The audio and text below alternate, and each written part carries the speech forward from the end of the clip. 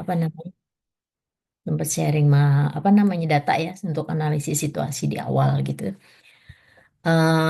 Ada beberapa topik ya yang menjadi concern itu yang paling banyak di kita tuh hipertensi, yang kedua adalah osteoporosis ya, osteoartritis OA gitu ya. Itu Ya, Bu. memang kondisinya cukup ya akhirnya orang jadi apa ya?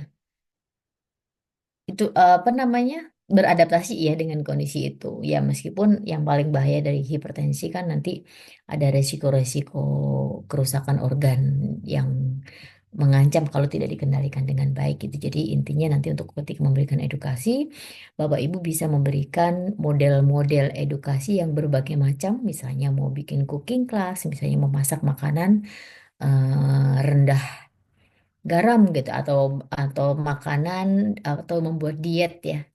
Diet untuk anti hipertensi misalnya.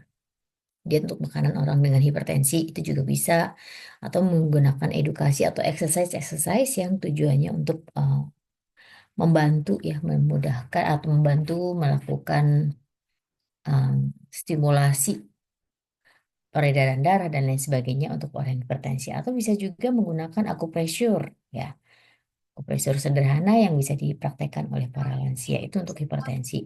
Pun demikian dengan OA yang osteoartritis ini juga banyak dialami lansia yang nanti akibatnya kalau OA ini berkelanjutan kan kita kenal lokomotif sindrom ya. Lansia jadi males beraktivitas sehingga nanti mereka rawan untuk mengalami penyakit-penyakit penyertanya gitu ya. Setelah OA itu biasanya karena aktivitasnya kurang, nanti berat badannya jadi naik, nanti lagi OA-nya makin berat atau ada mungkin gangguan-gangguan kesehatan yang lain gitu. Nah, itu yang nanti bisa menjadi concern teman-teman. Silahkan mau dibikin model game seperti apa. Saya lagi mencari laporan kakak kelas yang lalu ya. Cuman belum ketemu, nanti saya coba coba mungkin kayaknya ada di OSS ya. Ada Ariani nggak ini?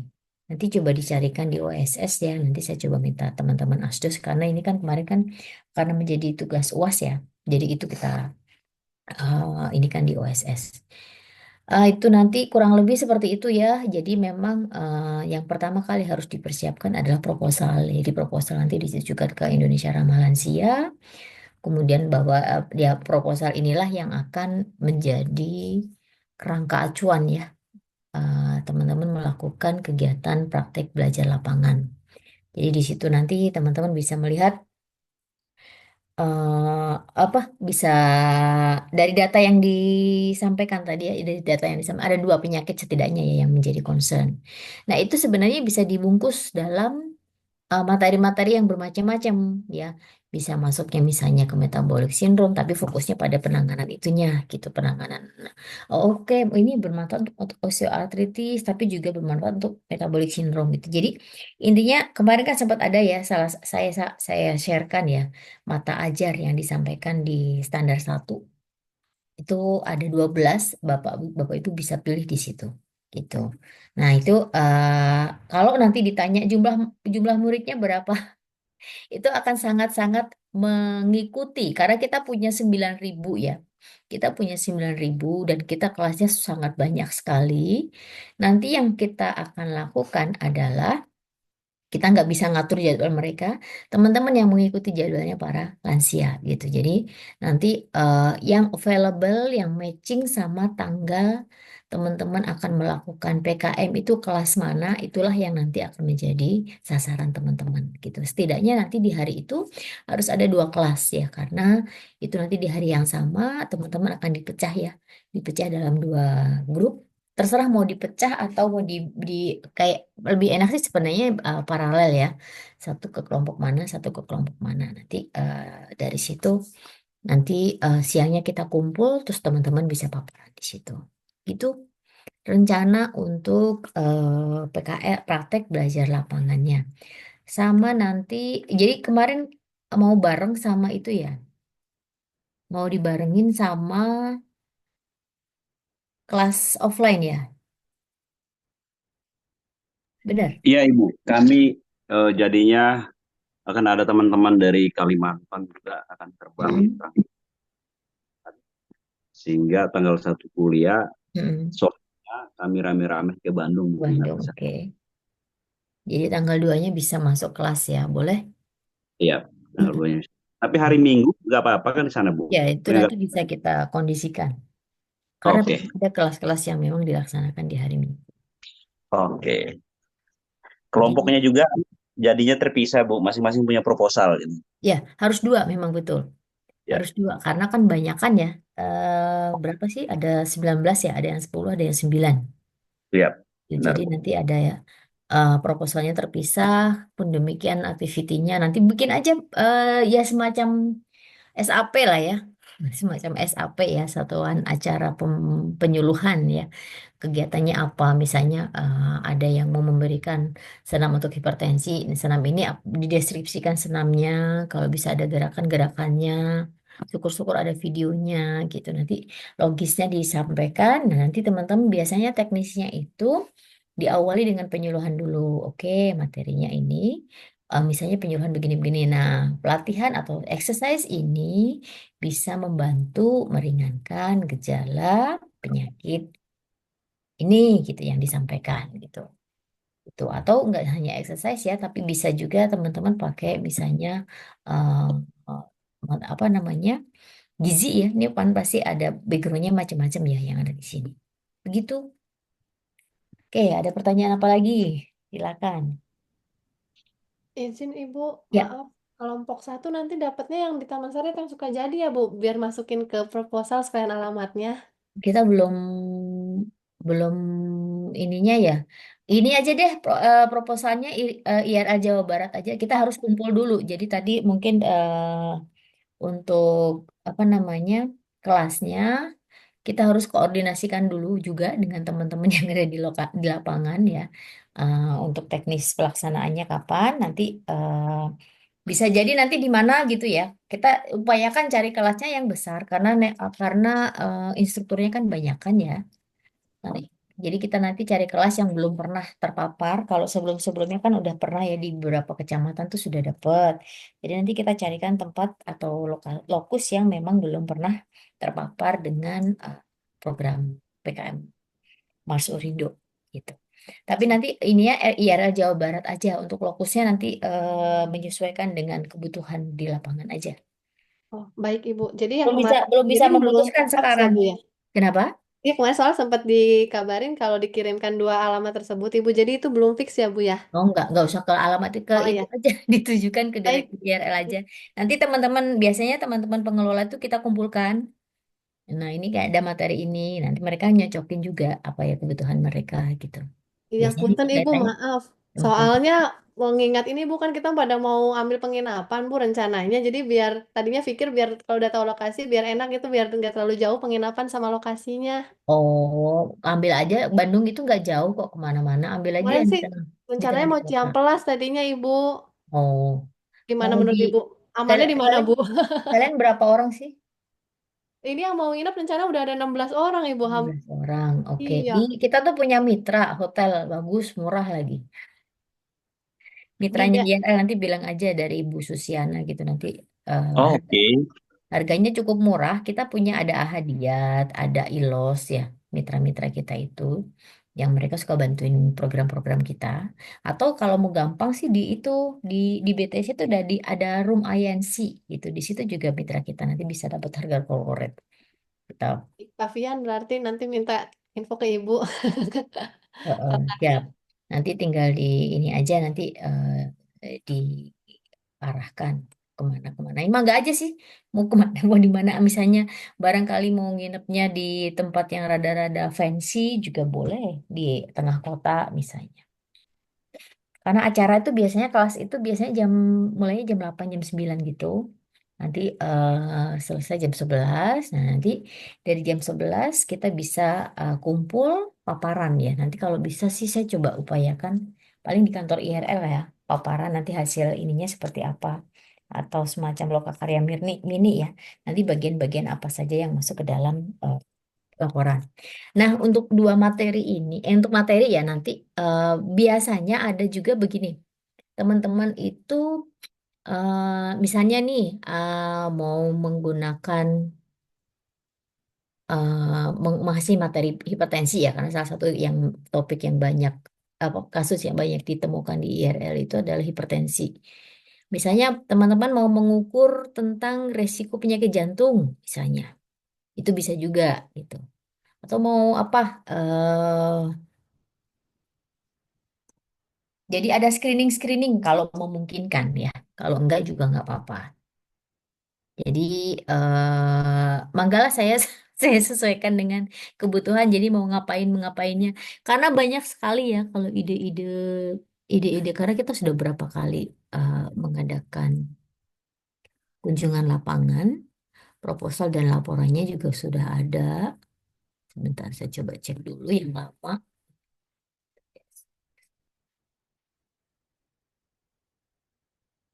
Oh, tuh.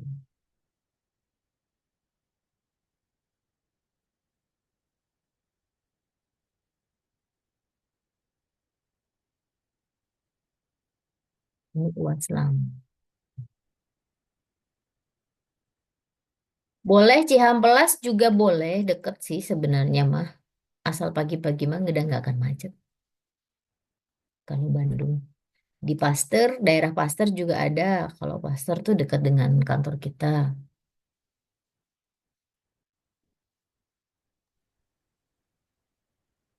Baik Ibu, nanti Oke. Om bicarain lagi sama teman-teman Ibu. Mm, Izin Ibu tanya, mm.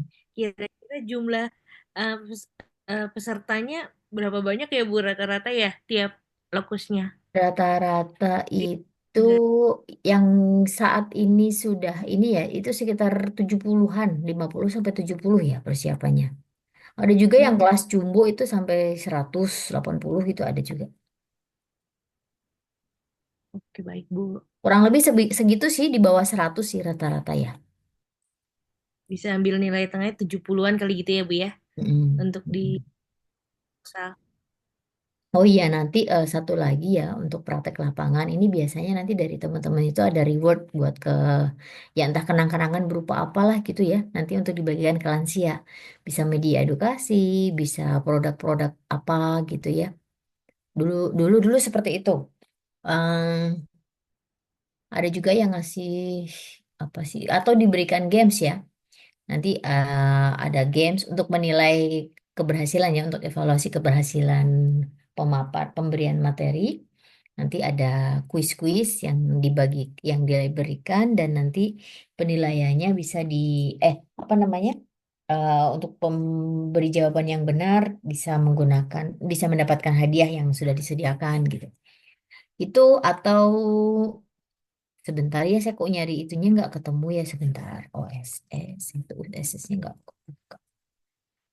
Harusnya ada contoh dari kakak kelas dulu. Ada yang kenal nggak kakak kelas yang dari Promkes tahun kemarin? Bu Minar gitu ada nggak yang kenal?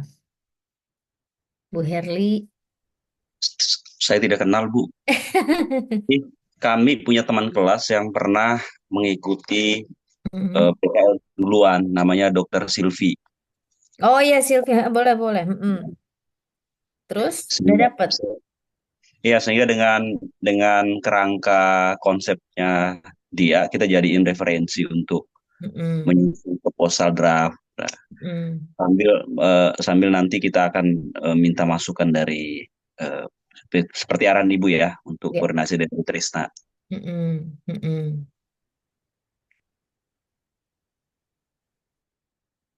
Oke.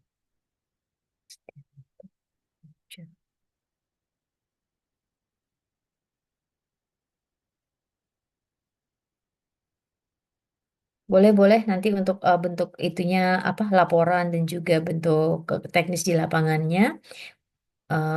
Silakan nanti diskusi lebih detail ya dengan Tresna. Tresna udah berhenti belum? Kalau udah di ini biar. Soalnya tadi suaranya putus-putus ya. Siap lu nanti diskusi lagi. Kita juga lagi nyari proposal sama laporan yang tahun lalu. Oh, ada di OSS itu sebenarnya. Oh iya siap. Coba nanti di Dicari nanti bisa biar teman-teman bisa melihat. Oke, ya udah kita hari ini kita lanjutkan dulu sambil tesnya sampai menemukan nanti proposal dan juga laporan tahun lalu. Kita lanjutkan tugas minggu lalu ya. Teman-teman mau memaparkan hasil studi kasus kemarin ya. Iya, Ibu. Boleh silakan. Nanti mungkin di sesi di akhir sesi kita bisa diskusi tentang praktek lapangan lagi. Silakan dimulai dari kelompok.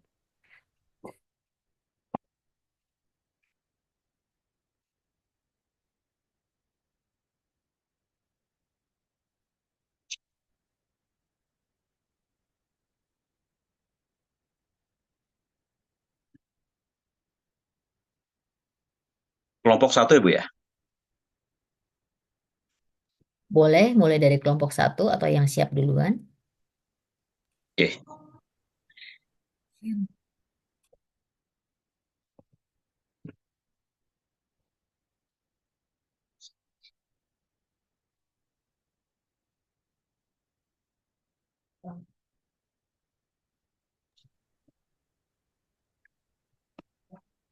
Kelompok 1 ya Pak ya. Izin Oke. share screen.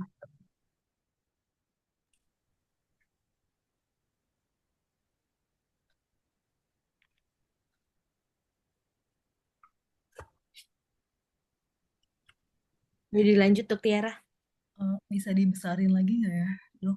Punten. Di slideshow mungkin, Bu. Ya, slideshow.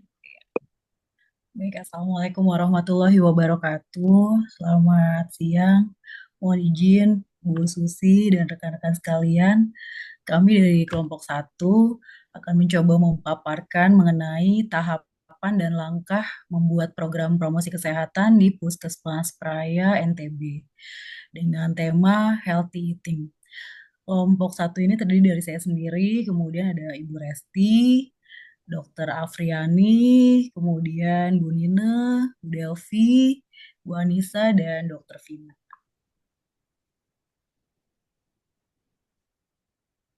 Selanjutnya, berikut adalah tahapan dan langkah membuat program dalam promosi kesehatan yang kami ambil dari panduan promosi kesehatan di daerah bermasalah bagi petugas kesehatan di Puskesmas oleh Kementerian Kesehatan yang sudah di-share oleh Ibu Susi sebelumnya. Yang pertama ada pengenalan kondisi wilayah, kemudian identifikasi masalah kesehatan, SMD atau survei mawas diri, kemudian musyawarah desa atau kelurahan atau MMD, kemudian perencanaan partisipatif, pelaksanaan kegiatan, dan yang terakhir adalah pembinaan kelestarian. Mungkin selanjutnya akan dilanjutkan oleh rekan kami. Silakan, Bu Resti.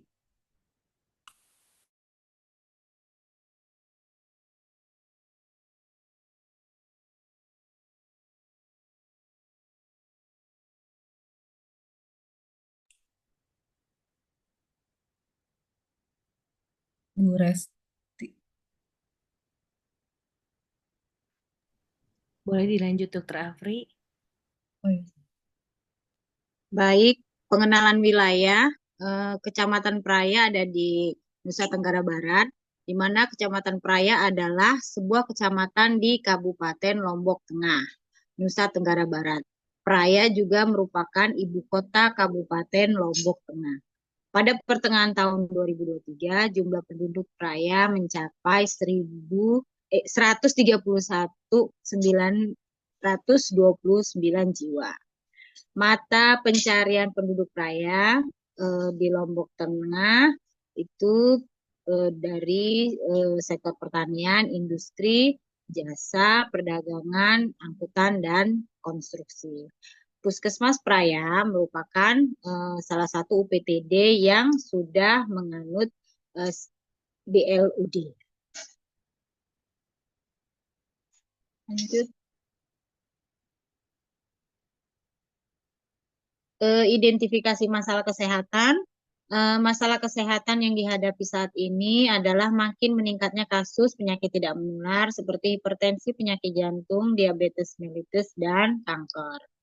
Di mana faktor risiko penyakit tidak menular ini meliputi merokok, konsumsi minuman beralkohol, makan tidak sehat, kurang aktivitas, obesitas, stres, hipertensi, hiperglikemi, hiperkolesterol, serta menindaklanjuti secara faktor risiko yang ditemukan melalui konseling kesehatan dan segera merujuk ke fasilitas pelayanan kesehatan dasar.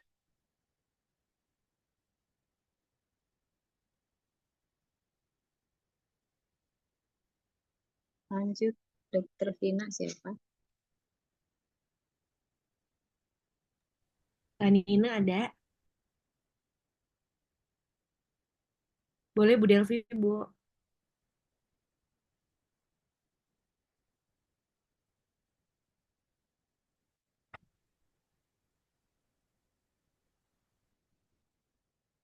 Baik, saya lanjut. Survei survei mawas diri melakukan survei kepada masyarakat yang dilakukan oleh petugas puskesmas sebagai fasilitator mengenai pemahaman mereka tentang penyakit tidak menular dan makanan sehat, kebiasaan sehari-hari terkait makanan, lalu ada hambatan dalam mengakses makanan sehat, misalnya dari biaya atau dalam ketersediaannya, menggali latar belakang perilaku ke masyarakat. Selanjutnya, musyawarah mufakat desa atau kelurahan mengadakan pertemuan melibatkan pemangku kepentingan pemerintah desa, tokoh masyarakat, dan agama, kader kesehatan, masyarakat umum, dengan petugas puskesmas praya sebagai mediator. Menyampaikan hasil survei mawas diri sebelumnya dan identifikasi masalah kesehatan, serta menempatkan prioritas masalah, lalu mendiskusikan solusi bersama berdasarkan prioritas masalah yang telah disepakati, misalnya penyuluhan tentang gizi seimbang, penyediaan media seperti brosur, leaflet, poster, atau video edukasi, program kebun pangan keluarga, pelatihan memasak makanan sehat, lalu menggalang komitmen untuk bersama berpartisipasi secara aktif dalam melaksanakan hasil dari MMD ini. Selanjutnya, perencanaan partisipatif. Merancang program bersama masyarakat seperti penyuluhan tentang gizi seimbang, pelatihan memasak makanan sehat berbahan lokal, pembuatan poster, leaflet, brosur, atau video edukasi tentang gizi, pengadaan kebun sehat atau pasar sayur murah, menentukan jadwal pelaksanaan, pembagian tugas, dan sumber dana yang diperlukan. Selanjutnya, dilanjutkan rekan saya, Bu Nisa. Pelaksanaan kegiatannya, pelaksanaan program sesuai perencanaan seperti edukasi penyuluhan tentang pola makan sehat berbasis piramida gizi, kemudian praktik langsungnya dengan workshop memasak sehat dengan bahan lokal, kemudian mengadakan pasar murah untuk sayuran dan buah-buahan, menggunakan media sosial dan juga komunitas lokal untuk meningkatkan jangkauan promosi. Selanjutnya,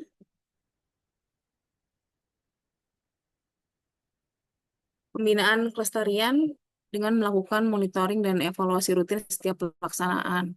Kemudian melibatkan kader kesehatan untuk terus memonitor kebiasaan masyarakat. Bentuk kelompok pendukung seperti komunitas makanan sehat yang secara berkala memberikan edukasi dan juga motivasi. Mengkolaborasikan dengan instansi terkait, puskesmas, dinas pertanian untuk keberlanjutan program. Kemudian melakukan rapat monef setiap bulan, bisa dilakukan dengan lokakarya mini bulanan dan sebagainya.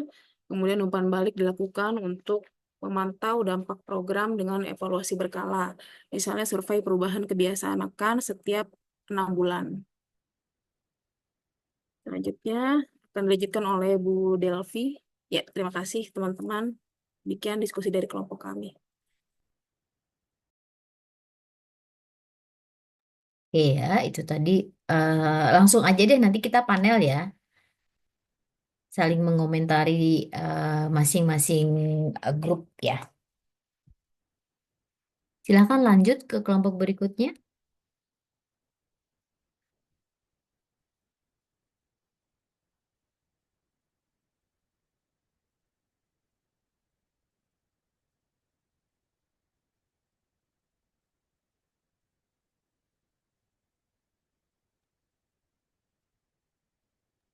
Halo teman-teman kelompok 2, silakan.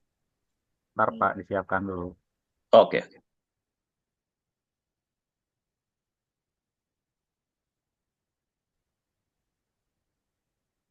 Yang lain nanti disiapkan pertanyaan ya. Nanti kira-kira apa sih yang mesti di-highlight ketika melakukan promosi kesehatan dengan topik-topik dari tiap kelompok tadi. Silahkan. Izin memulai Ibu. Assalamualaikum warahmatullahi wabarakatuh. Dan selamat pagi. Pertama-tama mari kita panjatkan puji dan syukur kehadirat Allah Subhanahu wa taala atas berkat dan rahmat hidayahnya sehingga kita masih diberi kesehatan. Izinkan saya dari kelompok 2 Nofra Amalia dengan anggota kelompok ada Pak Sobri Hermawan, Dr. Vini, Ibu Margareta Niken, Pak Kunto, dan Bu Pucie. Dengan judul Program Promosi Kesehatan Penanggulangan TBC atau Tuberkulosis di Kabupaten Sumedang. Untuk mengefisiensikan waktu, saya langsung saja. Langkah pertama yang harus dilakukan yaitu asesmen atau penilaian awal. Yang pertama, kita akan melakukan survei mendalam terkait bagaimana persebaran kasus TBC atau tuberkulosis di berbagai wilayah di Kabupaten Sumedang. Kemudian yang kedua, kita melakukan identifikasi kelompok mana saja yang rentan dan faktor risiko penularan TBC-nya seperti apa. Misalnya ada lingkungan padat penduduk, sanitasi buruk, dan tingkat kepadatan udara. Kemudian yang ketiga, kita dapat melakukan wawancara dan pembagian kuesioner untuk mengukur bagaimana tingkat pengetahuannya, sikap, dan perilaku masyarakat tentang TBC itu sendiri. Kemudian dapat melakukan analisis data pelayanan kesehatan terkait deteksi dini, serta pengobatan TBC di fasilitas kesehatan. Kemudian yang kedua, itulah melakukan perencanaan dengan perencanaan program. Yang pertama, kita menyusun tujuan programnya apa? Secara spesifik bagaimana? Apakah dia harus dapat terukur, dapat dicapai, relevan, dan terbatas waktu atau yang disingkat dengan SMART. Kemudian merancang strategi promosi kesehatan yang komprehensif dengan pendekatan edukatif, preventif, serta kolaboratif. Selanjutnya, menentukan media komunikasi yang efektif seperti penggunaan poster, leaflet, media sosial, radio lokal, maupun penyuluhan secara langsung kepada masyarakat. Kemudian, menyusun anggaran rinci untuk produksi materi, melakukan pelatihan tenaga untuk penyuluhannya, dan logistik penyebaran informasi. Terakhir, kita menentukan target audiensnya seperti apa berdasarkan segmentasi dari usia, lokasi, dan tingkat risikonya seperti masyarakat umum, keluarga pasien, dan komunitas yang berisiko tinggi. Setelah itu kita lakukan pembuatan materi.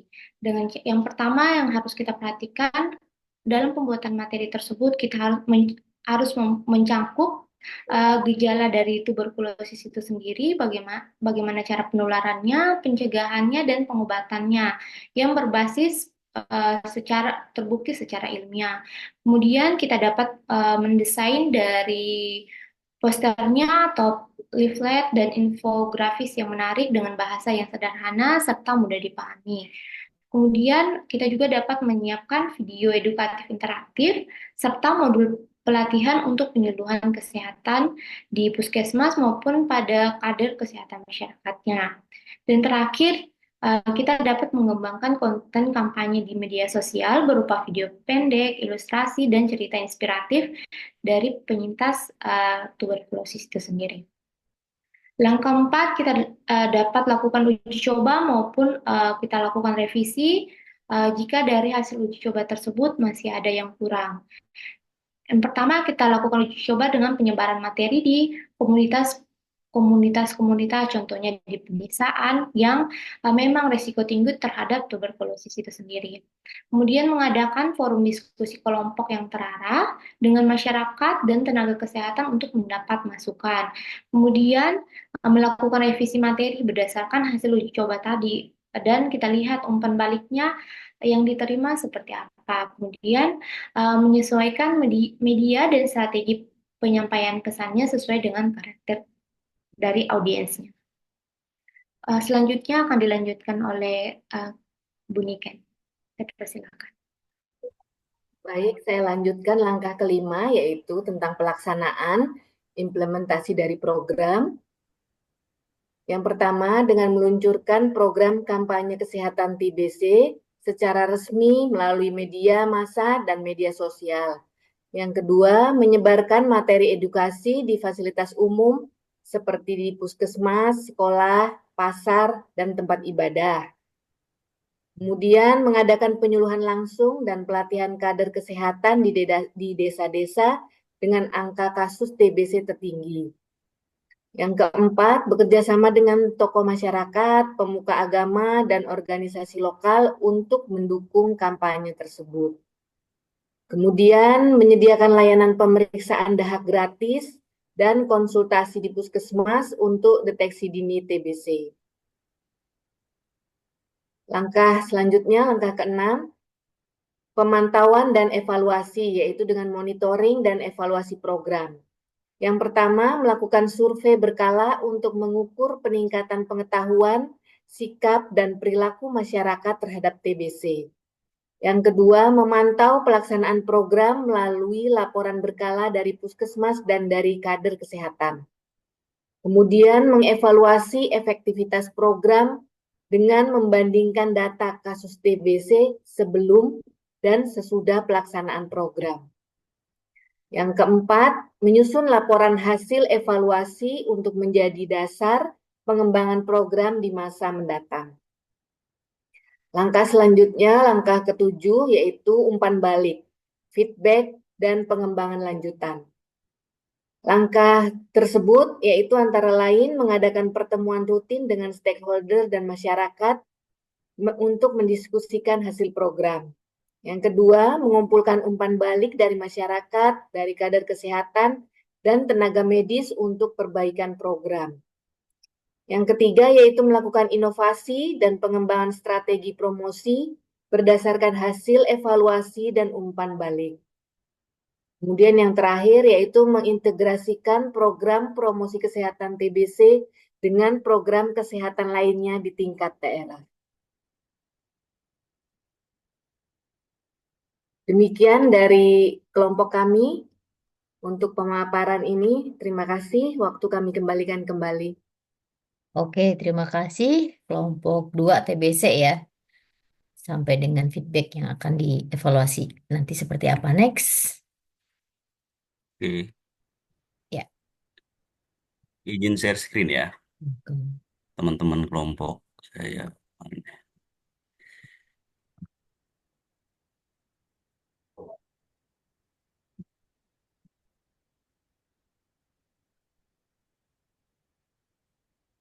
Apakah sudah terlihat? Sudah, sudah. Sudah, Pak, belum slideshow. Ini ya, slideshow ada mengalami masalah nih. Tapi ini bisa terbaca ya? Semoga bisa. Oke, eh, Ibu dan teman-teman izin kita ini jadinya lebih teknis karena kemarin kami mendiskusikan yang berpikir secara asas sebenarnya udah dapat problemnya karena ada studi kasus kan. Kita eh, kemarin memaparkan ini sebagai sebagai bagian dari asesmen juga ya. Studi teranyar mengungkapkan fakta yang mengejutkan ya. Kondisi mental remaja di Jakarta menunjukkan 34% siswa SMA di Jakarta memiliki gejala gangguan mental, sebanyak 30% diantaranya ditemukan memiliki gejala sering marah dan cenderung agresif. Studi tersebut dilakukan oleh Health Collaborative Center dan Fokus Kesehatan Indonesia, melibatkan 741 pelajar dan 97 guru di Jakarta. Kota tim peneliti dari lembaga tersebut mengatakan bahwa hasil penelitian ini menjadi sinyal kuat adanya masalah kesehatan jiwa yang signifikan. Penelitian ini dilakukan adalah penelitian yang dilakukan adalah memotret kondisi, indikasi, risiko, potensi, dampak kondisi mental remaja menjadi pimpinan yang akan menjadi pemimpin di Indonesia Emas 2045.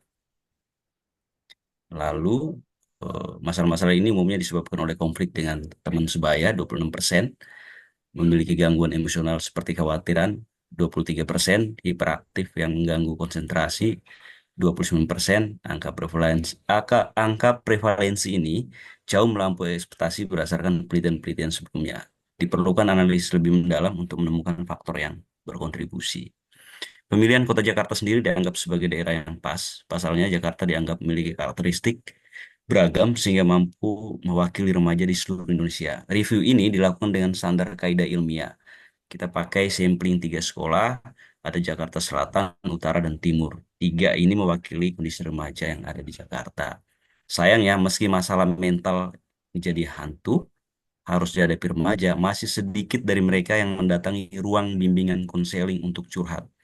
Sekitar 67% responden remaja mengaku enggan mengunjungi ruang BK untuk berkonsultasi. Alih-alih mengunjungi ruang BK, teman sebaya masih jadi pilihan utama dalam mencari solusi atas permasalahan yang dihadapi. Sebanyak 55% remaja mengaku sering curhat ke teman sebaya dan hanya 8% yang mau terbuka ke guru dan sekolah.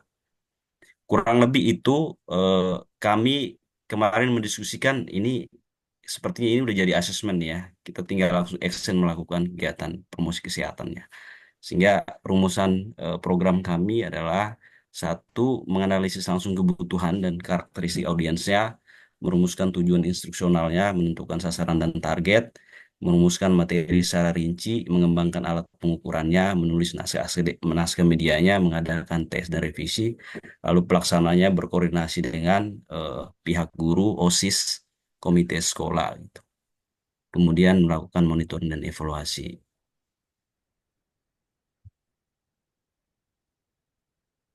Kita menentukan judul kegiatan promosi kesehatan adalah kampanye peduli kesehatan mental remaja Jakarta menuju Indonesia Emas 2025. Apakah slide saya terlihat gak ya? Sorry. Terlihat Pak, cuman kecil kan Lihat Pak, cuma tulisannya. kecil. Oh, Masih ini problem saya Iya, nih. apa, go ahead aja, go ahead. Ini problem Aman. ini bisa ya? Bisa Pak. Oke. Oke. Analisis kebutuhan ya, berdasarkan data, remaja di Jakarta memiliki tanda-tanda gangguan mental seperti tingkat kecemasan tinggi, gangguan hiperaktif, dan perilaku agresi yang dipengaruhi oleh tekanan akademik dan lingkungan sosial. Pengetahuan tentang cara mengatasi konflik dengan teman sebaya, lalu sarana untuk meningkatkan kemampuan sosial secara positif. Karakteristik audiensnya dalam program ini adalah eh, remaja SMA di Jakarta Selatan, Timur, dan Utara yang sering aktif di media sosial. Media sosial itu seperti Instagram, TikTok menjadi platform komunikasi yang paling sering digunakan oleh remaja. Mereka lebih tertarik pada konten visual, video, dan infografis. Audiensnya membutuhkan edukasi kesehatan mental yang ringan, informatif, dan visual. Sulit mereka membuka diri ke guru atau orang tua, tapi lebih cenderung percaya kepada teman sebaya.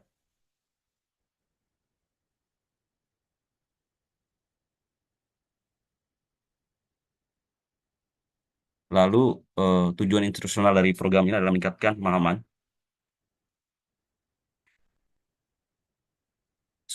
meningkatkan pemahaman remaja tentang pentingnya menjaga kesehatan mental, mengurangi stigma mereka untuk terhadap konseling psikologi di kalangan remaja SMA, kemudian meningkatkan pengetahuan remaja tentang teknik manajemen stres seperti latihan pernapasan atau mindfulness, lalu meningkatkan pemahaman remaja. Oh sorry, ini double nih. Meningkatnya kemampuan peserta untuk menggunakan strategi komunikasi untuk mendukung sosialisasi yang positif. Kemudian eh, menentukan sasarannya, yaitu yang utama menjadi target program ini adalah remaja SMA di Jakarta, khususnya di Jakarta Selatan, Utara, dan Timur. Lalu sasaran pendukungnya atau sekundernya adalah guru BK, guru pada umumnya, orang tua siswa, teman sebaya, sebagai pendukung lingkungan yang sehat bagi remaja. Media yang akan digunakan adalah media sosial. Konten pendek edukatif seperti video animasi, video influencer, video edukasi interaktif, testimoni remaja, dan tips manajemen stres, infografis digital, poster dan infografis di sekolah-sekolah, penyuluhan atau webinar tentang kesehatan mental, kemudian aplikasi daring interaktif untuk konseling awal dan self assessment mental. Dan yang terakhir, modul interaktif untuk guru BK di sekolah. Kemudian Tahap ketiga merumuskan materinya adalah tema utama kesehatan mental adalah kunci masa depan cerah remaja menuju Indonesia emas. Sub materinya definisi kesehatan mental dan pentingnya untuk remaja, cara mengenali tanda-tanda awal stres dan kecemasan, memahami kesehatan mental dan pengaruhnya terhadap kehidupan remaja, konflik teman sebaya, dan cara menyelesaikan secara efektif strategi pengelolaan emosi, panduan mencari bantuan profesional, konselor sekolah dan psikolog, meningkatkan keterampilan komunikasi positif. Formatnya ya, video edukatif, infografis, panduan daring, dan modul digital, serta sesi diskusi daring. Kemudian mengembangkan alat pengukurannya, kita coba mengembangkan indikator keberhasilan dari program ini. Diharapkan 70% peserta mampu menjawab dengan benar 3 dari 5 pertanyaan pre and post test, pasca post test ya, tentang kesehatan mental, meningkatkan jumlah siswa yang mengakses layanan konseling sekolah minimal sebesar 20% dalam 6 bulan. Jumlah pengikut kampanye di media sosial mencapai 5.000 akun dalam 3 bulan. 50% peserta mampu mempraktekkan setidaknya 2 teknik resolusi konflik. 50% mampu membuat rencana komunikasi efektif untuk meningkatkan hubungan sosial. Alat ukurnya adalah kuesioner pre and post test, kemudian statistik partisipasi siswa dalam penyuluhan atau webinar, engagement rate-nya di media sosial, kemudian observasi partisipasi dalam diskusi kelompok, kemudian tugas akhir berupa rencana komunikasi yang disusun peserta. Jadi,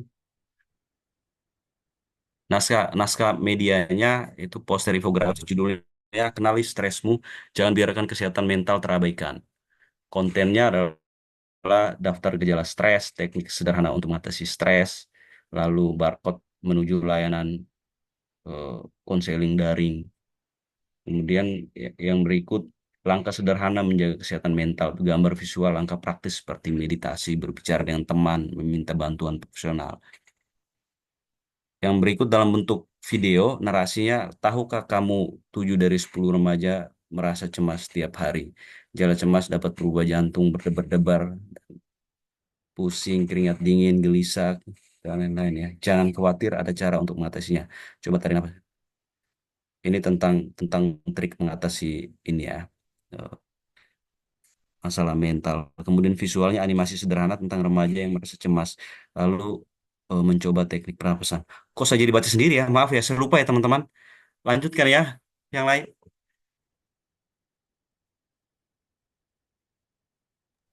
Izin melanjutkan. Tahapan dan langkah membuat program promosi kesehatan, menulis naskah media, video edukasi selama 1 menit dengan judul Kenali dan Hadapi Kesehatan Mental Remaja, dengan penjelasannya tentang kesehatan mental, penyebab gangguan mental, tips menghadapi konflik. Modul guru BK, judulnya Meningkatkan Peran dalam Kesehatan Mental Remaja. Teknik konselingnya sederhana, strategi membangun hubungan baik dengan siswa, dan cara mendeteksi masalah mental sejak dini. Next. Tahap 6 mengadakan tes dan revisi. Untuk tahap uji cobanya, luncurkan kampanye kecil di 3 sekolah SMA di Jakarta Selatan, mengadakan uji coba materi pada 1 kelompok siswa SMA di Jakarta, menggunakan survei singkat untuk mengukur pemahaman siswa sebelum dan sesudah melihat media promosi, mengumpulkan umpan balik melalui kuesioner terkait efektivitas media yang digunakan. Feedback yang diantisipasi, jika remaja merasa video atau poster terlalu formal, revisi dengan menambahkan elemen humor atau contoh sehari-hari. Jika infografis dianggap terlalu berat, gunakan icon gambar yang lebih banyak. Langkah revisinya, yang pertama melakukan revisi berdasarkan hasil evaluasi uji coba, seperti menyesuaikan bahasa dalam video dan infografis agar lebih mudah dipahami remaja. Sesuaikan bahasa dan gaya penyampaian agar lebih jelas, menarik, mudah dipahami, dan relatable bagi remaja. Tambahkan fitur interaktif pada platform daring seperti chatbot untuk menjawab pertanyaan tentang kesehatan mental. Selanjutnya dilanjutkan oleh Ibu Iliun.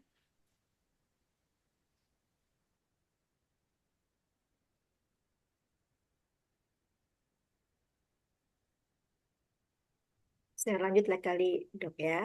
pelaksanaan, koordinasi dengan para guru, komite sekolah, OSIS untuk mengorganisasi pelaksanaan kegiatan. Next, Kak. MONEF, itu dilakukan MONEF, yaitu melakukan evaluasi akhir terhadap peserta untuk melihat perubahan pengetahuan, sikap, dan keterampilan. Indikator keberhasilan dilihat dari hasil pretest dan posttest, serta keterampilan yang ditunjukkan dalam simulasi komunitas. Next. Selesai kayaknya. Selesai, sekian. Lanjut ke Kak Pian.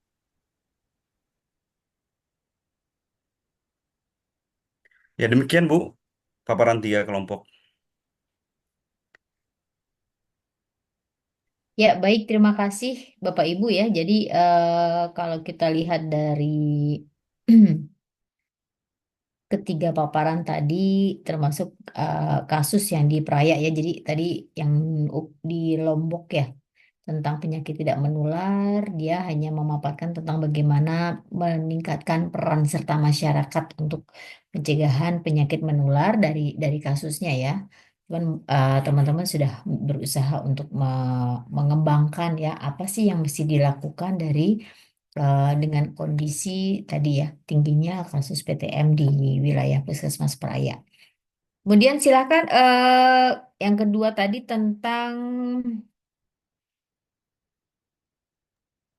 kasus kedua tentang TBC ya Bu ya di Sumedang ya kasus TBC di Sumedang di mana Dinas Kesehatan Sumedang melaporkan 610 warga Sumedang terjangkit TBC. Ini sebenarnya eh, lagu lama ya yang diaransemen ulang dan sekarang pun kasusnya juga sama entah kenapa TBC ini agak bandel gitu. Nah itu ada upaya-upaya yang sudah dilakukan dan tadi sudah dipaparkan juga oleh kelompok nanti cuman mungkin metode-metode promosinya yang mesti kira-kira apa sih yang akan diusulkan gitu ke ininya ke depan untuk penanganan TBC ini dengan studi kasus di Sumedang. Kemudian yang ketiga dengan masalah kesehatan mental di remaja Jakarta. 34% remaja Jakarta memiliki masalah kesehatan mental.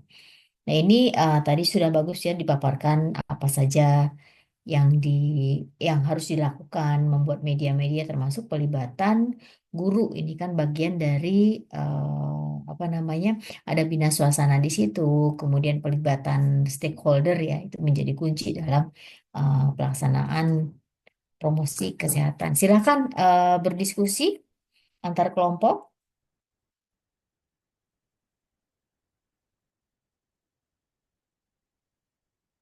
PTM, kemudian TBC, kemudian yang terakhir adalah mental health. Ini, ayo ada yang bertanya? Izin Bu, Silakan, Bu Sintawati. ya. Saya itu masih gregetan aja dengan kasus TBC gitu ya. Kenapa nggak selesai sementara kita sudah berjibaku dengan berbagai cara untuk mempromosikan gitu. Ini salahnya ada di mana gitu ya kira-kira. Kelemahannya ada di mana gitu. Apa karena memang masyarakat kita ndablek apa gimana? Atau kita perlu apa ya kalau terapi itu kan pemberian obat kan ada aturannya ya. Memang ada waktu-waktunya, targetnya segimana gitu. Ini gimana nih? Apa karena masalah kedisiplinan masyarakat yang nggak mau minum obat atau gimana upaya kita untuk memaksimalkan program TBC tuntas di Indonesia itu berhasil gitu. Oke, ini PR-nya orang Promkes ya. Yuk kita pikirin bareng-bareng. Yuk kira-kira apa ya yang bisa bisa bisa membuat TBC ini musnah gitu dari Indonesia. Musnah sih enggak ya. Negara setinggi se maju Jepang juga mereka masih punya TBC. Ya, tapi Indonesia sekarang kan jadi juara kedua ya, Bu. Ya. Indonesia kan sekarang juara kedua terbanyak. Sekarang Ya, kalau faktor nggak salah. pembaginya ya. Kalau faktor kalau ini kita kalau di Indonesia kan kita nggak pakai prevalence ya. Kalau prevalence dengan faktor pembagi jumlah penduduk yang sangat banyak mungkin jatuhnya kecil. Tapi tetap aja yang namanya kasus TBC itu ya jumlah kasus yang banyak gitu. Iya. Ya kalau dihitung dari jumlah sih mungkin terbanyak kedua di dunia gitu ya. Yuk silahkan ini PR kita bersama loh ya TBC ini. Iya. nggak habis Itu yang dibahas lebih ke TBC paru ya. Kemarin ini saya ketemu sama ada tetangga lah. Tetangga itu ah, awalnya dia merasa pegel-pegel aja gitu, nyeri gitu di bagian pahanya gitu. Dan dia merasa apa ya cukup untuk bukan sama dipijat, dia datang ke tukang pijat gitu. Kok malah akhirnya jadinya semakin nyeri gitu. Itu terus ada yang nyuruh dibekam aja gitu ya, dibekam. Kebetulan saya kan juga terapis bekam seperti itu. Manggillah saya gitu karena itu eh saya datangin terus eh, memang ada jeda waktu. Dalam jeda waktu itu dia kan datang berusaha untuk datang ke tempat pengobatan sampai akhirnya dia memanfaatkan BPJS yang dia punya sampai ada kesimpulan dari dokter, wah ini TBC tulang. Kan sampai seperti itu. Jadi eh yang awalnya oleh dokter umum disuruh ke ortopedi, dari ortopedi kan akhirnya diperiksa tuh, dicek darah segala macam. Oh ini ternyata TBC tulang. Jadi dikembalikan suruh ke dokter penyakit dalam seperti itu. Sebetulnya yang sampai terlambat itu adalah rasa takut dia ketika dinyatakan ini akan ada tindakan gitu. Nah, kata-kata tindakan itu diasosiasikan harus dioperasi, harus apa seperti itu gitu. Itu yang membuat dia maju mundur untuk datang ke dokter seperti itu kan. Sementara makin lama makin parah gitu ya. Akhirnya ya saya hanya bisa mengedukasi bahwa oh nggak apa-apa ini nanti ibu jangan takut nanti sama dokter ortopedinya kan dikembalikan lagi ke dokter penyakit dalam. Ibu nanti akan mendapatkan obat yang harus diminum tanpa jeda selama sekitar 6 bulan seperti itu. Nah, itu nggak boleh nggak boleh apa ya di skip gitu, nggak boleh uh, sampai ada satu hari pun yang terlewatkan. Jadi saya memberikan edukasi ya seperti itu. Ternyata memang ada rasa takut gitu ya, ketidakmengertian mereka gitu yang menyebabkan pengobatan itu menjadi terlambat dan semakin parah gitu. ya. Seperti itu. Oke, teman-teman ada yang bisa berbagi ini sebenarnya TBC itu awal ceritanya kan dulu banyak kan tuberkulang ya, lang TB ya, lang tuberkulosis yang dia tuh penyebarannya kan airborne gitu ya, pakai droplet gitu. Terus kemudian mungkin kenapa banyak sekarang memang banyak ya kasusnya bergeser ke TB kelenjar, kemudian ke TB paru dan lain sebagainya. Nah, biasanya kalau zaman dulu orang yang bisa bisa kena TB ekstrapulmonar pulmonar itu biasanya mereka-mereka yang memiliki gangguan imunodefisiensi ya. Biasanya orang-orang dengan HIV ya biasanya kalau udah ada kita dulu zaman zaman dulu saya kan dulu di pedalaman ya di Kutai Timur tuh. Ketika nemu kebetulan saya bergerak di bidang HIV ya, ada laporan Bu, Bu ini ada kasus TB ekstrapulmonar. Boleh tolong di VCT, nanti kita datengin VCT kemudian baru kita cek untuk ada enggaknya HIV positif apa virus HIV-nya gitu. Yuk teman-teman, sekarang kayaknya udah makin makin ekstrapulmonar juga nggak harus lewat, nggak harus ada proses imunodefisiensi. Yuk, ada yang punya komentar? TBC ya, ini TBC-nya PR kita bersama ya. Bahkan kalau anak-anak biasanya banyak ya, hampir konon kata Banyak Bu. TB anak itu cukup cukup banyak ya, karena mereka memang sel daya tahan tubuhnya cukup masih rendah sehingga rawan mengalami untuk tertular TBC. Yuk teman-teman, yuk. Bagaimana Izin TBC? komentar, Bu. Boleh. Kebetulan pokok bahasan kami di kelompok 2 ya, TBC. Ya. Ya, nggak beres-beres ya karena apa ya? Banyak hal sebenarnya. Mulai dari kurangnya deteksi dini, pelacakan kasus, itu juga sepertinya sekarang masih jadi apa ya? Jadi target kegiatan kami di puskesmas. Mungkin sama, mungkin di puskesmas yang lain juga sama. Di mana Mas Supri di daerah mana, Pak, dinasnya? saya di Lebak, Bu. Di Oh, Banten. Banten. Iya, Bu. Lumayan banyak ya, Pak ya? Lumayan, Bu. Lumayan banyak. Ya. Terus. Eh, kemudian tadi kurangnya deteksi dini. Kemudian kepatuhan pengobatan juga masih ada aja yang drop out gitu. Itu masih. Sehingga potensi untuk terjadinya MDR itu masih masih banyak juga. Sedangkan ketersediaan obat multidrug sendiri terbatas ya, yang memang harganya lumayan mahal. Kemudian koordinasi terutama, mungkin yang yang saya rasa sendiri, mungkin wilayah lain mungkin berbeda. Kalau ya ya kami bekerja sendiri, bagaimana kami harus apa namanya mengejar pasiennya, kemudian mengejar kontak eratnya sampai pengobatan gitu ya. Ya kalau dulu itu dibantu atau terbantu adanya kader penabulu ya, kader penabulu kader TBC Mm-mm. untuk sebagai PMO selain daripada keluarga, PMO ada juga kadernya. Nah, tapi kalau sekarang itu tidak terlihat juga pergerakan penabulu. Sekarang penabulu lebih lebih apa ya, lebih aktif karena mengejar adanya program baru ILP Bu Susi. Iya. Ya, Karena Penabulu ternyata Foundation program pemerintahnya gede. iya malah mengejar di apa namanya ILP integrasi kalau tidak salah. Nah, jadi program TB-nya sepertinya ditinggalin gitu. Kemudian akses layanan terutama kami di daerah, ya, terutama untuk pemeriksaan TCM, ya, tes cepat molekuler itu masih terbatas. Mungkin ada beberapa apa tempat dari kami, termasuk tempat saya sendiri, itu masih melakukan rujukan untuk pemeriksaan TCM, Bu, belum tersedia di Hmm. puskesmas. Kemudian eh, teknologi lah, teknologi untuk di daerah ini belum dimanfaatkan. Ya, mungkin bisa jadi salah satu solusi nih kalau bisa dimanfaatkan apa namanya teknologi untuk terutama tadi untuk pengawasan minum obat lah misalnya gitu ya. Nah, itu mungkin lebih bagus ya. Kemudian anggaran juga mungkin sekarang juga kita masih dibantu dengan pihak luar untuk ketersediaan obat TB termasuk MDR gitu ya. Sepertinya kalau dilepas juga sama WHO ini berat juga kita nih untuk pengobatan TB ini ya. Betul. Ya mungkin itulah Bu Susin yang harus kita perbaiki di mana saya juga nggak kurang paham tentang screening aja Bu ya. Misalnya ada satu pasien itu ditemukan positif. Nah kalau dulu itu tidak sampai 40 angka kontaknya ya, angka Hmm. kontak yang terkait yang di sekitar wilayah ataupun keluarga dari pasien tersebut diperiksa. Sempat turun sampai 10 sampai 15. Sekarang malah turun lagi ya.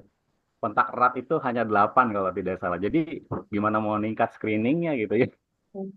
Yang ada dari tahun ke tahun malah standarnya makin turun gitu. Nah, kemudian ya itu tadi mungkin pemanfaatan teknologi yang perlu kita terapkan untuk masyarakat, terutama untuk pemantauan minum obat dan lintas sektor terutama. Ya kalau kita kerjanya sendiri cuma orang kesehatan aja gitu ya, ya berat juga gitu. Harusnya Ya, bagaimana dikampanyekan bahwa kita harus memberantas ini dengan bersama-sama sepertinya lebih mudah. Mm-mm. Itu Bu Susin. Betul. Ya, menarik ya. TBC ini harusnya kalau tahu ada PPTI ya dulu ada Persatuan Perkumpulan Pemberantasan TB Indonesia. Nah, itu dulu sempat ramai itu. Kebetulan kami juga sempat membina juga PPTI itu. Dan itu kalau nyari duit tuh gampang banget gitu. Karena biasanya diketuai oleh ibu bupati kalau di daerah tuh. Nah, itu dari 1968 ya konon katanya sampai sekarang ya makanya kenapa TB ini kok susah banget gitu. Apa karena prioritas program kita berubah-berubah terus gitu. iya, bisa jadi Dan Bu. itu Salah satu. ancaman juga. Misalnya orang fokus pada stunting gitu ya. Orang fokus pada stunting ya banyaklah intervensi, intervensi rapat, intervensi.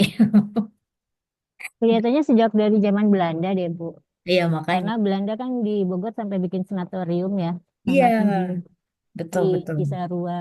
Betul. Eh, Kalau nggak salah Bogor sendiri termasuk daerah yang paling tinggi ya, seperti itu. Jadi itu dulu tuh ceritanya outbreak pertama TB itu zaman perang.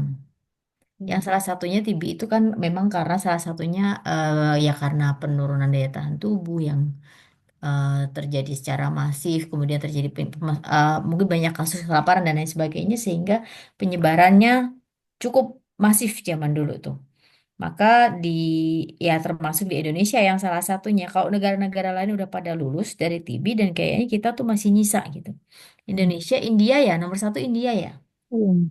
Mm-mm, gitu. PPTI masih ada, Bu. PPT masih ada ya Pak, tapi udah nggak begitu greget kayaknya ya Pak ya. Nggak terdengar, Bu. Nggak ada.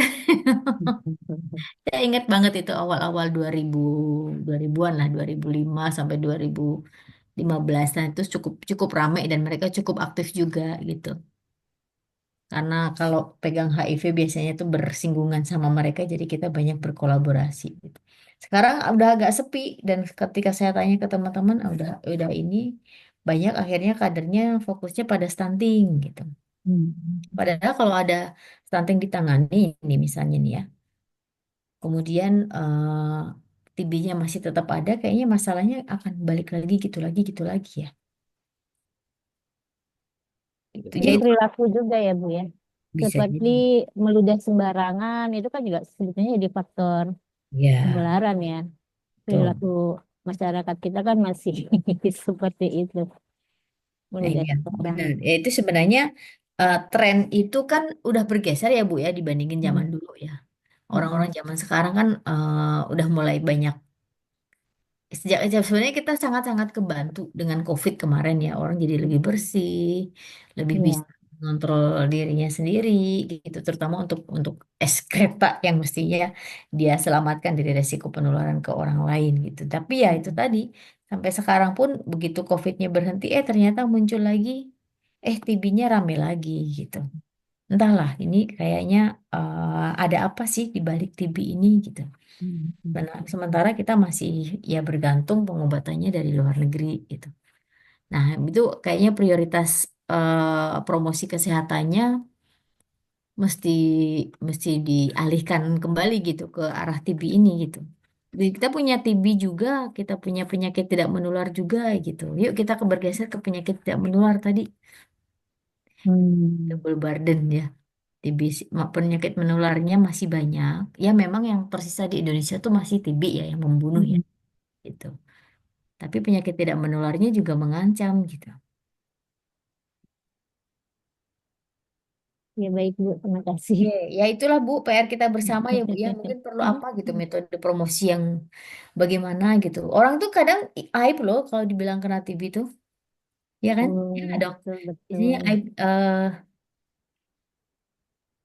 Iya, betul. Masih ada stigma ya, Bu. merasa itu aib. Jadi Malu, mereka, malah malu gitu.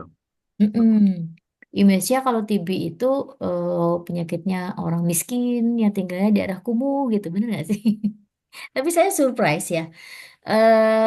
Ada salah satu anak CEO ya. Jadi CEO perusahaan tambang yang sangat besar. Kebetulan kami berteman dulu pernah di tambangnya sama. Kita juga kaget gitu. Dia meninggalnya karena TB ginjal. Hmm. Hmm. Itu kan, lah, nggak mungkin kan dia orang yang maksudnya ya kalau di dalam di kasta pergaulan kita dia mah kastanya kasta yang paling tinggi gitu. Kenapa bisa kena gitu? Ya itu salah Iya. satu isunya ya. Gitu. Jadi artinya TB apalagi ekstrapulmoner ini ada 20 sampai 25% sampai kata WHO ya. TB ekstrapulmoner yang biasanya ini lebih sulit dideteksi dan juga dia lebih dampaknya ya, damagingnya itu lebih besar dibandingkan TB paru.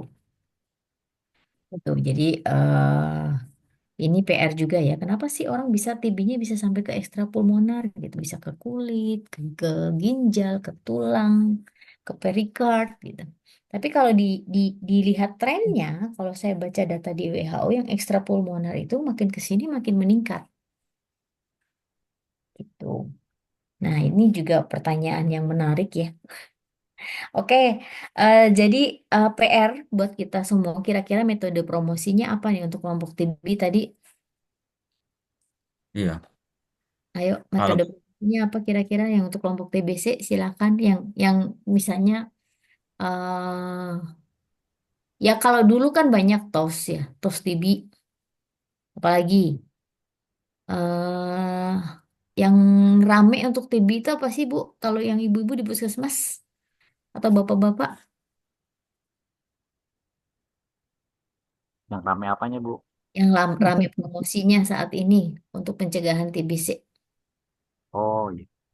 Ya sekarang Tagline-nya itu apa tadi? kalau di wilayah di Lebak, Bu, Mm-mm. sekarang kita sedang apa maraton di tiap puskesmas.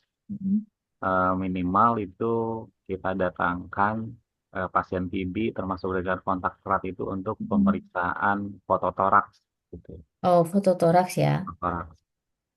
Termasuk di sana kelompok rentannya juga seperti apa penderita HIV, Hmm. kemudian Ya, tadi anak-anak. ya yang terkait dengan dekat-dekat suka kena TB lah. Gitu. Mm-mm. Termasuk perokok juga. Nah, perokok aktif boleh ikut. Gitu. Ya, selain diperiksa apa namanya fototoraks, kita juga minta mereka untuk apa namanya diperiksa dahaknya, Bu, untuk langsung diperiksa TCM. Hmm. Jadi upaya meningkatkan screening yang kurang. Oke, pasca screening untuk cakupan pengobatannya gimana, Pak? Kalau di wilayah kerja Bapak? Ya, pengobatannya eh, ya tadi, Bu, masih ada Aja. yang sebelumnya ya, Bu, masih ada yang suka drop out. Gitu. Hmm. Karena kebiasaan begitu ya, setelah 2-3 bulan udah enakan, berat badannya naik, udah bisa aktivitas lagi. Nah, itu Mm-mm. yang suka drop out, apalagi dia yang kerjanya di luar ya, di luar wilayah. Karena dia sudah kembali ke kota lagi gitu, udah merasa badannya enak ya, padahal berbahaya ya. Jadi MDR nanti. Benar ya. Katanya sekarang banyak kasus TB itu juga MDR ya, prevalensi TB MDR. Ya, Bu. Oke, saya lagi mencari, eh, udah lama sih kan nggak pegang TB jadinya mesti membaca lagi ya. MDR TB 28.000 atau 10/100.000 MDR-nya doang. Artinya dia udah nggak bisa pakai obat-obatan lini satu ya. Oke, menarik sih TB ini sebenarnya PR banget ya buat kita semua. Oke, berikutnya yang Ya. PTM.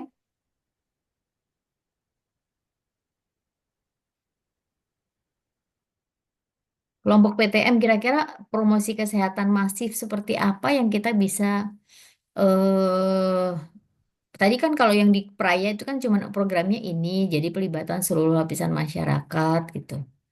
Tapi bentuk promosinya apa yang kira-kira bisa berimpact dalam perubahan perilaku untuk PTM? Yang diusulkan dari kelompok tadi apa?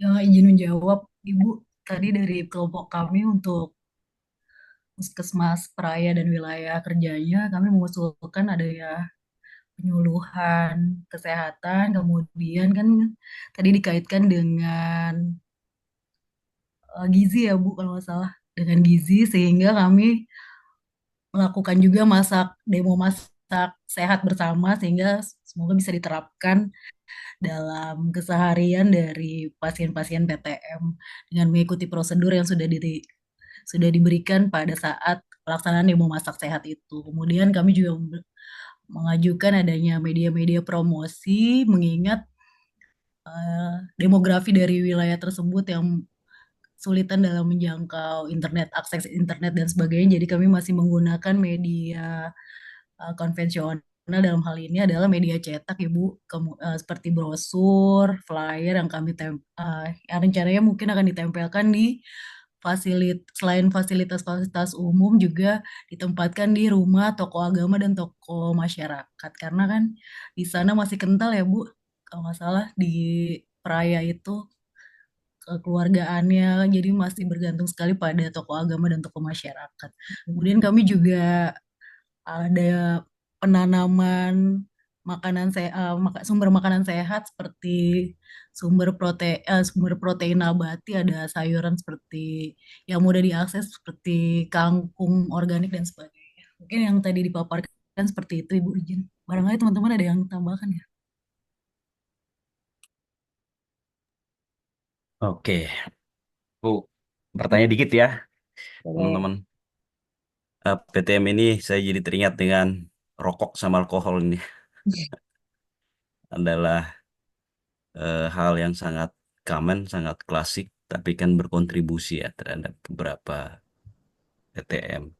Dan yang menarik adalah ketika kita melakukan promosi kesehatan dengan berbagai cara yang sudah kita lakukan, tapi kan rokok beredar dengan baik, lalu ada tulisan di situ apa namanya, rokok dapat menyebabkan apa ya, dengan gambar-gambar yang pendekatannya pendekatan rasa takut memang gitu, tetapi makin ke sini malah junior-junior juga banyak merokok ya. Siswa gitu masif juga merokok. Saya kalau jogging pagi melihat anak-anak SD lagi berkelompok dan merokok kan gitu. Sehingga ibu-ibu yang yang sedang apa namanya hamil muda yang jogging pun harus jadi pasif juga kan, jadi menerima asap rokok itu. Nah, model promosi kesehatan seperti apa ya kira-kira yang betul-betul berbeda agar setidaknya bisa membawa dampak gitu ya. Selain modal rasa takut yang sudah didorong sejauh ini. Pendekatan rasa takut. Terima kasih teman-teman. Yuk, silakan kelompok.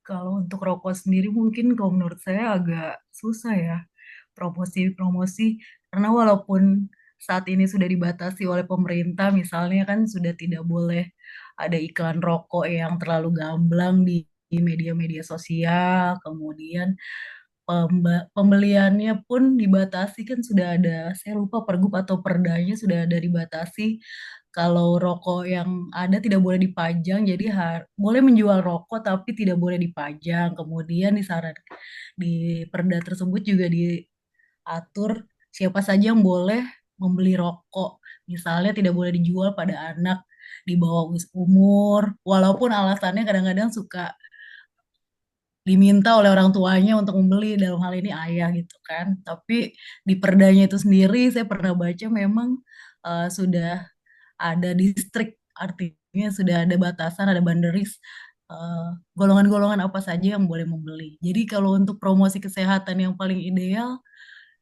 ya kita tidak nomor satu sih kalau menurut saya tetap di media elektronik seperti Instagram dan sebagainya karena kan kita tahu yang paling sering menyalahgunakan rokok itu kan adalah nomor satu adalah kaula muda ya. Jadi mereka yang paling banyak menggunakan media sosial seperti Instagram dan sebagainya mungkin akan lebih kena apabila digunakan media cetak seperti itu sih kalau menurut saya ya, Pak Fian.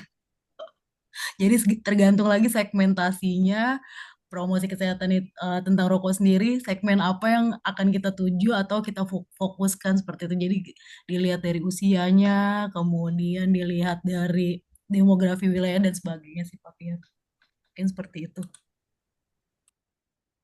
Ya, ya, rokok. Rokok itu sebenarnya level berbahayanya sama dengan gula nggak sih?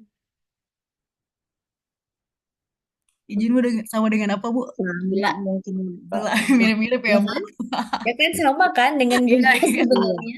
lebih mungkin Iya. ya Bu, karena kalau misalnya gula kan yang minum dia sendiri gitu ya, yang minum ya yang minum yang Iya. merasakan langsung gitu. Tapi kalau rokok kan yang Seorang merokok siapa, tapi yang yang kena dapat siapa juga impact berdampak ya. pada yang Iya, lain. benar-benar. Iya, aku lihat kayak ini ya itu diskusi ya di kantor-kantor ya itu udah dikasih tempatnya yang paling paling kasta bawah gitu ya. Perokok di panas-panas gitu, tapi tetap aja ramai gitu ya.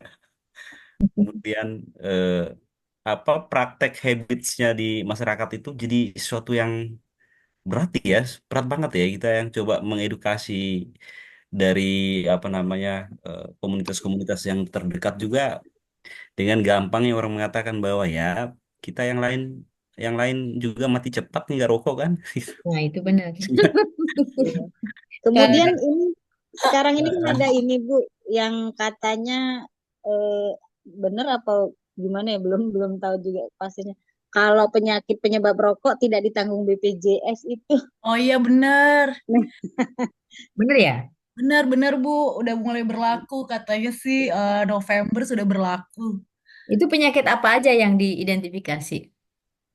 Jadi kan kemarin kita juga sempat rapat kan kita bisa aja kanker paru kan bukan hanya penyebabnya dari rokok dan sebagainya, tapi katanya nantinya ke depan akan ada tes kotinin kalau nggak salah. Oh, Kotinin jadi tapi memang biayanya masih mahal. Jadi nanti rumah sakit akan melakukan kan kalau sekarang kan masih terbatas PPOK Bu, penyakit paru obstruktif kronik yang tidak ditanggung BPJS. Tapi nanti ke depannya seperti kanker paru dan sebagainya akan dites kotinin. Kalau kotinin levelsnya ada di atas berarti memang dia perokok seperti itu Bu. Nah itu akan tidak akan di cover BPJS-nya apabila ada kaitannya dengan penyakit-penyakit rokok. oh, Jadi oh. nanti tes kotinin juga Oke. selanjutnya ke depan. Sebenarnya kagok sih kalau kata saya BPJS mah udah wis sekalian gak usah mengcover karena Iya, banyak selingkuh perilaku semua loh dok, bener nggak? Males iya, gerak, iya. ya kan? Makan gula tinggi, makan gorengan itu kan ya semuanya gitu. Ya sama lah levelnya sebenarnya ya. Yaitu balik lagi sebenarnya di Indonesia ini perlu gerakan masif ya untuk apa namanya penanganan masalah penyakit tidak menular. Karena kalau Bapak Ibu melihat ya, udah baca SKI belum? Yang terbaru? Belum. Belum ya. Prevalensi hipertensi, prevalensi diabetes, dan dislipidemia itu dari 2013, yang kan survei Riskesdas pertama kan 2013, kemudian naik di 2018, terus naik lagi di SKI. SKI yang paling mengejutkan itu prevalensi diabetes. Dan usia penderita diabetesnya makin muda sekarang. Kebayangkan? 5 tahun lagi PR Bapak Ibu lebih berat lagi nakes ini gitu. Makanya Iya. ketika kemarin itu sempat kita membahas juga ya di Pokja Lansia Nasional itu, ketika kita membahas long term care pada lansia. Long term care pada lansia ini kan jadi perawatan jangka panjang ya, karena kalau orang-orang sudah aging, kemudian dia mengalami penyakit-penyakit degeneratif ini kan ujung-ujungnya dia memerlukan perawatan jangka panjang yang nggak cuma selesai, ya mungkin dia harus sampai mati ya, sampai meninggal untuk memenuhi kebutuhan ini. Ternyata LTC ini kan tidak di cover sama BPJS, jadi orang disuruh berjuang sendiri gitu. Padahal perjalanan panjangnya kan orang kenapa bisa butuh LTC? Bisa jadi mungkin dari lifespan-nya, konsumsi gulanya, kemudian PTM-nya nggak dijaga ya selama dia di usia produktif kan biasanya kan baru muncul setelah tubuh mengalami degenerasi ya. Sehingga nanti pas begitu tua pensiun nanti tinggal lihat tuh muncul misalnya perempuan aja katakanlah ya, kita begitu menopause tuh siap-siap nanti datang hipertensi. Habis itu nggak lama nanti eh, mungkin diabetes, kemudian aterosklerosis dan lain sebagainya. Pun demikian dengan rokok tadi ya, sama sebenarnya. Jadi semua yang kita lakukan, semua yang terjadi pada diri kita itu sebenarnya prosesnya daur hidup, ya. Termasuk bagaimana kita nantinya menghadapi masa tua ya. Maka kalau kita belajar nih ya dari katakanlah negara yang sudah lebih duluan masuk aging population. Contoh Jepang. Jepang itu udah 23% kan populasi lansia. Di sana prevalensi diabetes tinggi, tapi orang itu biasa sampai 40 tahun hidup dengan diabetes itu biasa gitu. Ya udah ini mah diabetes saya yang sudah menderita, akhirnya dia berubah perilakunya gitu. Jadi banyak orang-orang yang kebetulan circle-circle saya juga di sana yang mereka, "Oh, saya punya diabetes tapi memang terkendali. Gitu. Bahkan dia nggak pakai metformin, nggak pakai ini. Cuman dia aware bahwa saya itu memiliki gangguan toleransi glukosa sehingga saya harus mengatur diri saya. Itu kan pekerjaan orang Promkes tuh. Pun demikian dengan rokok. Kalau di rokok di sana ketat banget ya. Rokok kan pakai dispenser. Nah, kalau zaman dulu, kalau kata teman-teman saya zaman dulu itu pakai tinggi. Makanya si sensor rokok itu kan dia harus di scan ya. Di scan nanti matanya kan akan ketahuan tuh umurnya umur berapa gitu ya. Nanti kelihatan wajah dari ininya ketahuan umur berapa, maka dia nggak akan bisa ngakses si si dispenser rokok itu gitu. Tapi ya tetap aja ya rokok-rokok ilegal. Kalau kalau saya lihat kebetulan saya risetnya tentang care workforce migration ya. Eh, Bagaimana si migran Indonesia ini ke Jepang untuk sebagai tenaga kesehatan di sana pun sama lah mereka juga ya sebat lagi tuh bawa gudang garam tuh diselundupin di dalam koper gitu kan datang ke Jepang. Ya itu salah satu ini. Jadi mereka pengaturan tentang rokok itu seketat itu. Jadi dia tidak meniru gaya Thailand. Sebenarnya promosi yang menakut-nakuti, efek menakut-nakuti dari rokok itu kan kalau tidak salah itu tahun 2009, 2008, 2009 itu pernah pertama kali dikenalkannya sama Thailand. Kemudian Indonesia mengikuti itu. Tapi tetap aja itu malah ditutupin. Kadang-kadang malah dengan ini ada rokok di atasnya, ditaruh di atas gambar paru apa namanya trakea yang bolong itu. Itu rokok ya, sama dengan penyakit-penyakit lain, termasuk penyakit-penyakit metabolik, diabetes. Mereka itu ada kewajiban CSR untuk perusahaan-perusahaan yang memproduksi makanan manis. Entah nanti bentuknya dia memberikan edukasi kesehatan atau memberikan pemeriksaan kesehatan dan lain sebagainya. Jadi ada izinnya cukup sulit di sana, jadi tidak mudah kayak di kita gitu ya. Jajan pop ice ada di sepanjang jalan, boba-bobaan ya, apalagi es teh gitu, yang manisnya tuh luar biasa. Pengaturan-pengaturan dari pemerintah itu sebenarnya sangat-sangat ketat sekali ya, termasuk bagaimana konsumsi makanan pada anak. Makanya kalau di Jepang aku boleh share itu nggak sebentar aja. Bagaimana apa program makanan sehat di sana itu sudah terbentuk dari anak-anak TK gitu. Begitu di sekolah makan tuh ya kayak gini komposisinya. Jadi nggak dikasih edukasi Pak Bu, nggak dikasih edukasi, dikasih gambar isi piringku. Nah bingung mereka ini teh naon gitu. Jadi langsung dipraktekin bahwa makan sehat tuh seperti ini. Pagi makanannya ini nanti ada brunch misalnya jam 8 jam 9 kemudian makan siang, kemudian nanti sore dan ya kurang lebih seperti itu. Maka ketika mereka mau makan makanan tidak sehat pasti mikir lagi gitu. Kepenuhi nggak kebutuhan nutrisinya gitu. Itu itu yang mungkin cara-cara mereka ya langsung dengan tindakan-tindakan seperti itu sehingga prevalensi kalau hipertensi di sana rendah, tapi memang diabetes sama kanker. Yang paling tinggi kanker. Kenapa kanker? Karena orangnya tua-tua. Hmm. Ya, jadi prevalensi kanker cukup tinggi dan itu paling banyak ditemukan pada usia 80 tahun ke atas. Gitu. Jadi memang kalau ya namanya juga proses degeneratif ya.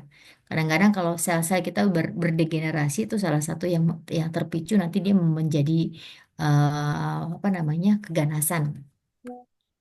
Apa namanya? Ya, lebih banyak kanker itu ditemukan pada kelompok-kelompok usia yang sudah sangat-sangat lanjut gitu. Jadi itu menariknya mungkin dari belajar dari negara maju. Kalau ngomongin tentang upaya-upaya promosi kesehatan. Dan satu lagi, TV itu nggak ada tuh jam-jam peak hour itu ada sinetron tuh nggak ada.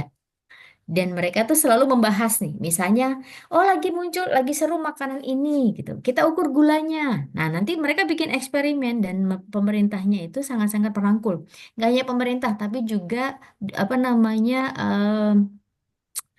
industrinya. Jadi industrinya merangkul dari apa saintis ya, saintis tenaga kesehatan itu dilibatkan ya untuk promosi produk gitu. Misalnya yang mau mempromosikan oh produk ini rendah gula, kemudian dibandingkan dengan produk yang tinggi gula, kemudian di crosskan oh ini kelebihannya ini nanti kalau itu seru banget sih kalau saya melihat ya di bagaimana di luar negeri satu contoh negara ya di Jepang itu mereka sangat membentuk perilakunya tuh panjang, Pak. Maka dengan Iya. perilaku makan, perilaku batuk, ya, meludah itu tuh jadi udah jadi kebiasaan. Jadi orang tuh akan mikir beribu kali ketika akan cuman mau meludah doang aja mikir gitu. Iya. Iya. Gitu. Nah di kita Belum sampai di sana ya. Kita kan negara flowering ya, flowering country. Kita berkembang ya. Nanti mudah-mudahan kita terus berkembang dan menjadi lebih Amin.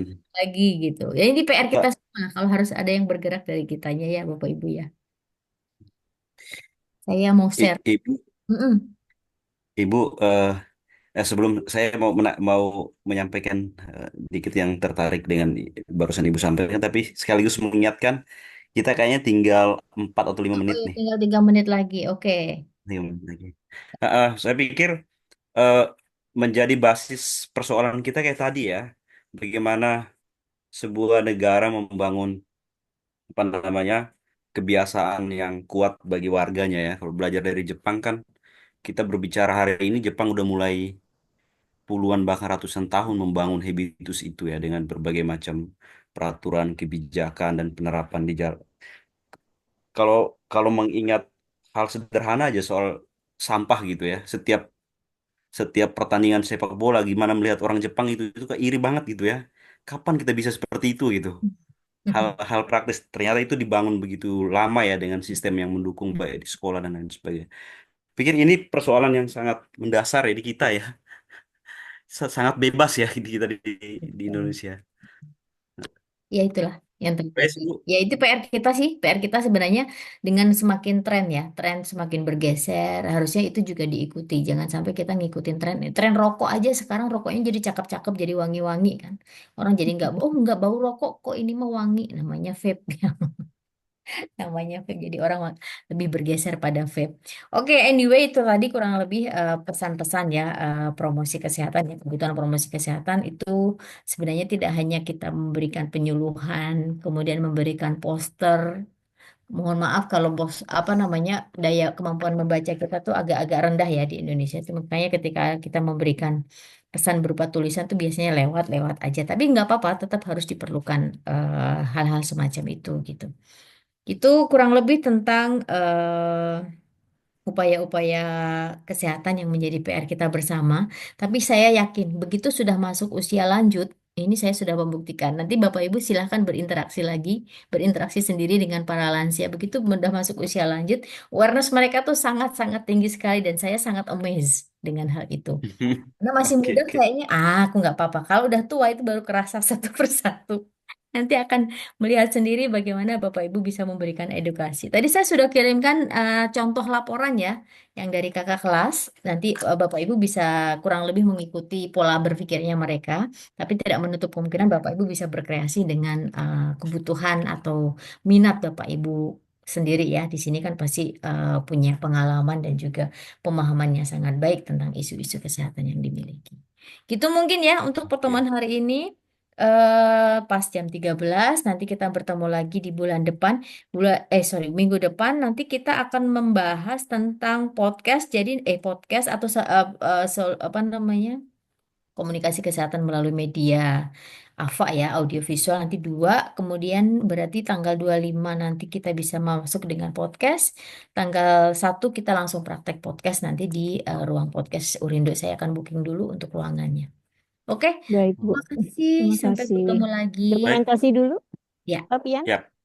Saya dokumentasi ya, teman-teman silakan on cam. Saya sendiri izin belum on, belum bisa nih. Oke, 1, 2, 3.